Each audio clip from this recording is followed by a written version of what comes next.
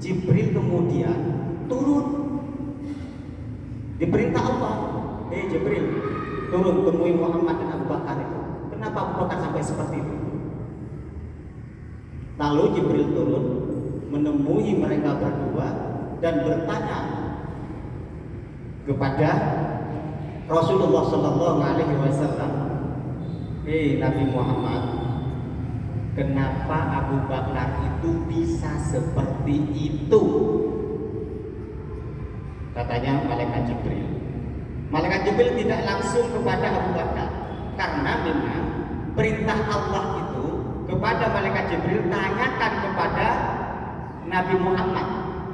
Karena malaikat itu tidak pernah melanggar aturan dan perintah Allah. Enggak pernah. Mereka melakukan apa yang menjadi perintah Allah. Disuruh nanya kepada Nabi Muhammad, toh walaupun malaikat Jibril itu melihat kepada Abu Bakar, tapi tetap melalui cara kepada Nabi Muhammad. Muhammad, coba tanyakan kenapa Abu Bakar itu sampai seperti itu. Lalu Nabi Muhammad bertanya, Abu Bakar, mengapa pakaianmu seperti itu? Nabi bertanya kepada Abu Bakar. Kemudian Nabi memberitahukan kepada Jibril, Jibril, Abu Bakar itu seperti itu bukan karena orang yang kehilangan akal kesadaran ini. Karena pakaiannya cuma camping lah, ya, seperti itu. Bukan hilang kesadarannya. Karena semua harta yang dimiliki itu sudah diinfakkan kepadaku untuk perkembangan dakwah Islam, sehingga tidak memperhatikan dirinya apa yang dia pakai dan apa yang harus dia pakai.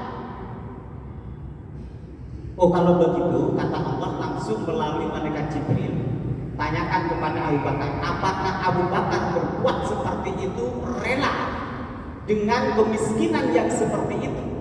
Abu Bakar itu orang yang terpandang di zamannya, tokoh Quraisy yang dihormati oleh kaumnya pada saat itu.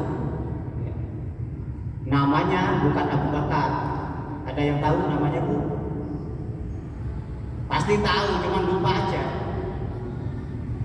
Namanya Abu Bakar itu sebelum diganti Abu Quhafah. Abu siapa? Abu Quhafah. Orang Arab itu memang serba Abu. Ya. Abu Quhafah, Abu Thalib, Abu Lahab, Abu Jahal, Abu dan Abu yang lain. Indonesia juga sudah banyak sekarang yang jadi Abu. Nah, kenapa kok berubah menjadi Abu Bakar? Karena Abu Bakar itu punya anak gadis terakhir. Namanya, ya ini namanya. Siapa namanya? Anak terakhir, anak gadis yang bukan Aisyah. Jadilah Aisyah. Ya, Aisyah jadi Aisyah. Kalau dibalik menjadi Aisyah itu dibalik siapa? Asia. Aisyah apa Asia? Aisyah. Aisyah itu siapa? Lo kok tahu? Oh gitu, perkenalan gitu ya. Ibu angkatnya Nabi Musa. Gak usah khawatir dengan itu ya. Ada yang memang nabinya beriman tapi suaminya zalim, ya. Ada yang suaminya beriman, ada istrinya zalim. Tahu kebalikannya Fir'aun itu? Siapa? Nabi Nuh. Istrinya itu adalah non muslim, ya. Artinya tidak mau beriman kepada Allah. Sedangkan Asia Itu adalah Fir'aun, suaminya yang non muslim. Itu gambaran Bapak Ibu, gambaran ya untuk kita bahwa nikah beda agama itu tidak boleh, karena akan berpengaruh terhadap anak keturunannya. Siapa yang durhaka? Kan'an. Ya, Kan'an itu gak manut belas. Saya sudah besar sekarang, gak usah diatur-atur. Ada yang punya putra putri, anak cucu yang seperti itu. Saya sekarang sudah besar, gak perlu diatur-atur. Ada? Ada. Nggak apa-apa, walaupun aku nggak apa-apa. Kita doakan mudah-mudahan segera tidak seperti itu. Kalau ada, kita sebagai orang tua bilang apa? Bilang apa? Anak cucu kita ada yang susah diatur seperti itu, atau bahkan mengungkapkan nggak usah ngatur-ngatur saya sudah dewasa. Ada yang seperti itu? Kalau ada yang seperti itu, kira-kira apa yang kita ucapkan? Subhanallah apa Masya Allah? Subhanallah. Jangan salah tempat. Orang lewat itu biasanya pintu, jangan lewat jendela, supaya tidak salah tempat. Kenapa? Kalau kita ucapkan subhanallah itu berarti kita tidak menghendaki seperti itu, karena memang sifat Allah itu tidak ada yang seperti itu. Tapi ketika kita mengungkapkan Masya Allah, seakan-akan kita mengatakan lanjutkan seperti itu. Lanjutkan terus. Ya. Oke, kembali ke cerita Abu Bakar. Abu Bakar jadi abu-abu itu apa? Apa artinya Abu Bakar itu? Ayahnya gadis. Abu Bakar itu bukan ayahnya waktu pagi, waktu duha, bukan ya. Tapi ayahnya gadis. Abu Bakar itu siapa gadisnya? Aisyah tadi, ya. Oke.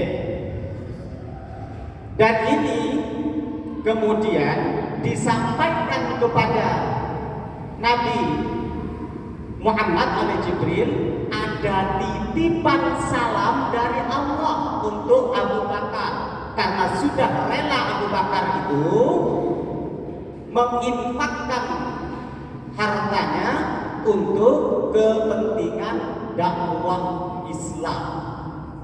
Maka dapat titipan salam dari Allah. Jadi kan sudah dapat titipan salam. Dapat dari mana? Tetangga, teman, kolega, gitu kan?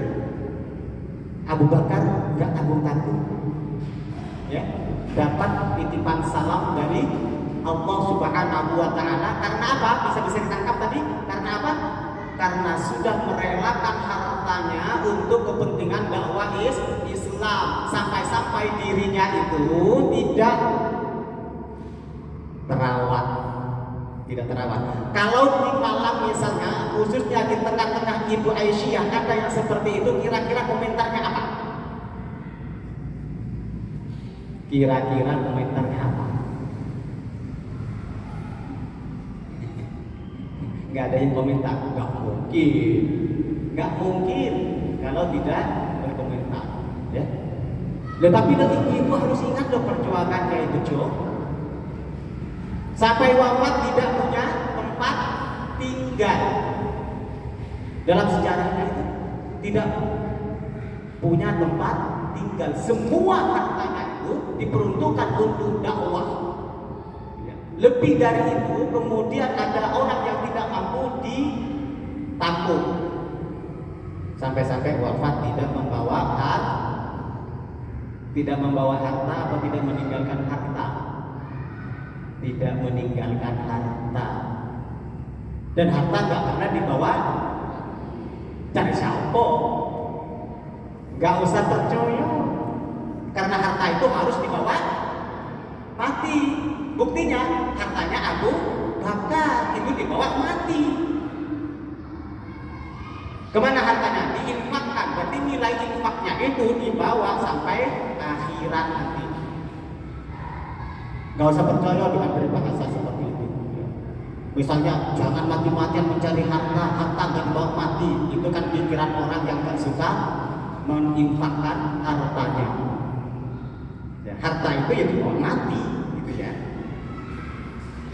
Oke, karena itulah maka jawaban Abu Bakar setelah dikonfirmasi oleh Nabi Muhammad, jawabannya aku rela dengan ketentuan Allah.